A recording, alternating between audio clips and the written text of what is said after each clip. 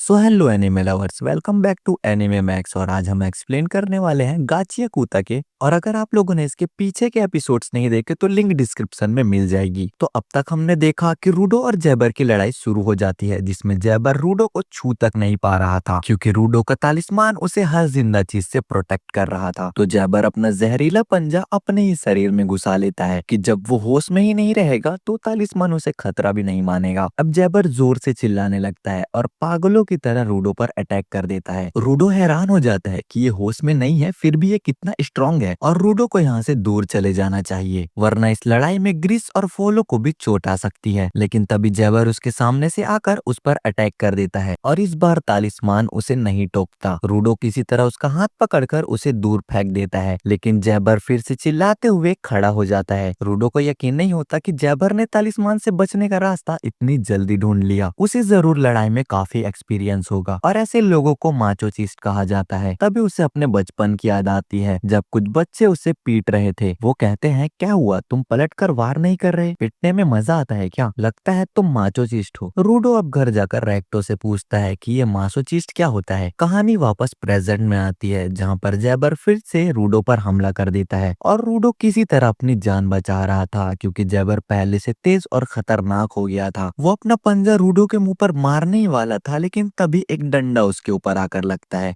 ये डंडा जनका का था और तभी जनका यहाँ पर आ जाता है और जनका कहता है कि मुझे तो ठीक से हराया नहीं और यहाँ इस बच्चे के साथ खेलने आ गए। वो अब रूडो से कहता है कि मुझे भी अब इस कमीने से हिसाब बराबर करना है। रूडो कहता है कि तुम्हारी हालत ठीक नहीं लग रही। तो जनका कहता है कि मैं बिल्कुल ठीक, और लगता है कि तुम अपनी पावर यूज करना सीख गए। तो रूडो कहता है कि हाँ, लेकिन ये पावर अब जैबर को रोक नहीं पा रही। जनका कहता है कि वो काफी समय से इनकी फाइट देख रहा था और तालिस्मान तभी रिएक्ट करता है जब सामने वाले के मन में उसे चोट पहुंचाने की भावना हो, लेकिन अब उसका तालिस्मान बेकार हो गया है और पॉइजन की वजह से जनका भी अब ज्यादा भाग दौड़ नहीं कर सकता। तभी जनका कहता है कि वो अब एक चीज ट्राई करना चाहता है और वो अब रूडो को मार कर देखेगा कि उससे तालिस्मान रिएक्ट करता है कि नहीं, और हो सकता है कि वो जनका को टेलीपोर्ट करके जैबर के पास भेज दे। लेकिन अगर जनका का ये प्लान फेल हुआ तो रूडो के सर पर डंडा पड़ जाएगा। जैबर अब फिर से उठने लगता है और रूडो पर अटैक कर देता है। जनका रूडो से कहता है कि ध्यान रखना कि उसके पंजे तुम्हें छू भी ना पाए, उसकी एक खरोच भी तुम्हारे शरीर को कमजोर कर सकती है। जनका अब अपने डंडे से रूडो को मारने लगता है, जिससे कि तालिस्मान एक्टिवेट हो जाता है और वो उसे जैबर की तरफ ढकेल देता है, जिससे कि जनका जैबर के मुंह पर वो डंडा मार देता है और उसे दूर फेंक देता है। जनका को यकीन नहीं होता कि उसका ये आइडिया काम कर गया और रूडो सोचता है कि मतलब तुम सच में मुझे डंडा मारना चाह रहे थे।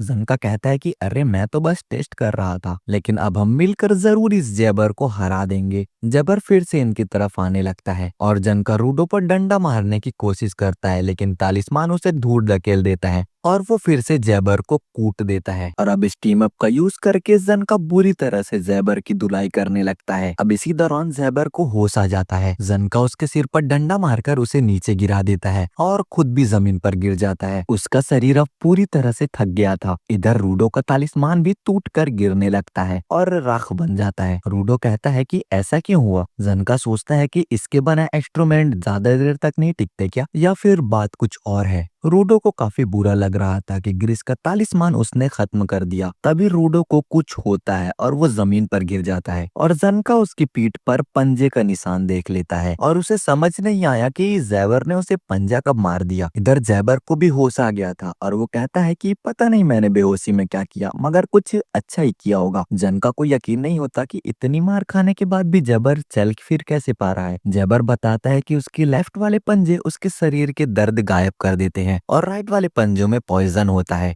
जो कि उसने जनका के अंदर डाला था, लेकिन उसका खुद का शरीर इस पॉइजन से इम्यून हो गया है। तो जैबर पर इसका असर सिर्फ 10 मिनट तक ही रहता है, वही जनका पर इसका असर 30 मिनट तक रहेगा और वो उसे फिर से स्टेप कर देता है कि आखिर 30 मिनट तक जनका कुछ ना कर सके। इसके बाद वो रूडो के पास जाता है जिसका कि शरीर पैरालाइज्ड हो गया था और वो कहता है कि अगर मैंने ये मिशन पूरा नहीं किया तो मुझे काफी डांट पड़ेगी, और वो रूडो को उठाकर अपने साथ ले जाने लगता है और जनका जिनका उसे देखने के अलावा और कुछ नहीं कर पाता। जैबर सोचता है कि उसके बाकी दो साथियों को तो वो भूल ही गया, पर उनकी किसे पड़ी है, कोई उन्हें आकर उठा ही लेगा। रूडो मन में कहता है कि वो बिल्कुल भी नहीं हिल पा रहा है और उसकी वजह से क्रिस और बाकी लोग खतरे में हैं। जैबर अब उसी छेद के पास जाता है जिसमें से सब नीचे गिरे थे और छलांग मारकर बेसमेंट से बाहर निकल आता है, मगर वो देखता है कि यहाँ की दीवारें तो किसी ने तोड़ दी हैं। बाजू में उसे रियो भी दिखाई देती है, लेकिन तभी एंजिन यहाँ आकर जैबर के पेट में अपना छाता घुसेड़ देता है। एंजिन बाकी क्लीनर्स के साथ यहाँ रूडो को बचाने आ गया था और बोलता है कि क्या गंद मचा रखी है, चलो थोड़ी सफाई करते हैं। वो आगे कहता है कि हमारे साथियों को तुमने बेसमेंट में फंसा दिया ताकि वो किसी को कॉल न कर सके। कितनी घटिया हरकत है। वो तो तुम ही बाहर निकल आई थी और उसने पास के टाउन में जाकर हमें कॉल कर दिया, वरना हमें तो पता ही नहीं चलता। टॉमी कहती है कि ग्रीस और बाकी सब अब भी बेसमेंट में ही होंगे, कहीं उन्हें कुछ हो ना गया हो। एंजिन कहता है कि चिंता मत करो, वो उतनी आसानी से मरने वालों में से नहीं है। कुछ लोगों को लेकर जाओ और उन्हें बाहर निकालो। जैबर अब चिल्लाता है कि अरे तुम सब तो बहुत तगड़े लग रहे हो और मैं बेचारा दुखी और टूटा फूटा, तुम लोग मेरी तरफ ऐसे क्यों देख रहे हो जैसे मैं कोई कचरा हूँ। एंजन कहता है कि रूडो तुम इतने टाइम से इस पगलेट से लड़ रहे थे, मुझे तो तुम पर तरस आ गया। हम लोग अब देखते हैं कि इधर रूडो तो ठीक से हिल भी नहीं पा रहा था। रियो कहती है कि अच्छा हुआ रूडो को ज्यादा चोट नहीं आई। वहीं डेलमन नाम का एक क्लीनर बहुत ही गुस्सा हो जाता है कि उसने हमारे टीम मेंबर्स को चोट पहुंचाई, मैं तो उसे छोड़ूंगा नहीं। दूसरा क्लीनर उसे थोड़ा शांत रहने को कहता है। इधर एंजिन जैबर से कहता है कि वैसे तो हमें तुमसे बहुत सारे सवाल करने हैं, पर तुम्हें क्या लगा तुम हम पर अटैक करोगे और सही सलामत वापस चले जाओगे। जैबर अब कहता है कि अरे बाबा तुम मुझे अब जेल में डाल दोगे क्या, फिर तो मुझे वहां से भागने का प्लान सोचना पड़ेगा। पर मुझे भी मिशन मिला हुआ है कि मुझे अभी रूडो को अपने साथ लेकर जाना है। वैसे तो मैं भी यहाँ से अभी दुम दमाकर भागना चाहता हूँ, लेकिन पापी पेट का सवाल है, मिशन तो पूरा करना पड़ेगा। बिना मिशन कंप्लीट किए वो नहीं जा सकता, चाहे कुछ भी हो जाए, भले ही वो मर क्यों ना जाए। और अब वो अपने पंजे बाहर निकालकर इससे लड़ने के लिए तैयार हो जाता है, पर तभी उसके पीछे से कोई आ जाता है। इस लड़की का नाम कुटोनी था, जो कि कहती है कि जैबर टाइम खत्म हुआ, वापस चलो। मगर जैबर उसे मना करता है कि उसे रूडो को साथ ले जाना ही होगा। कुटोनी फिर से कहती है कि टाइम खत्म हुआ और मून स्क्वाड भी इधर आने वाली है। एंजन सोचता है कि ये लड़की आखिर आई कहां से।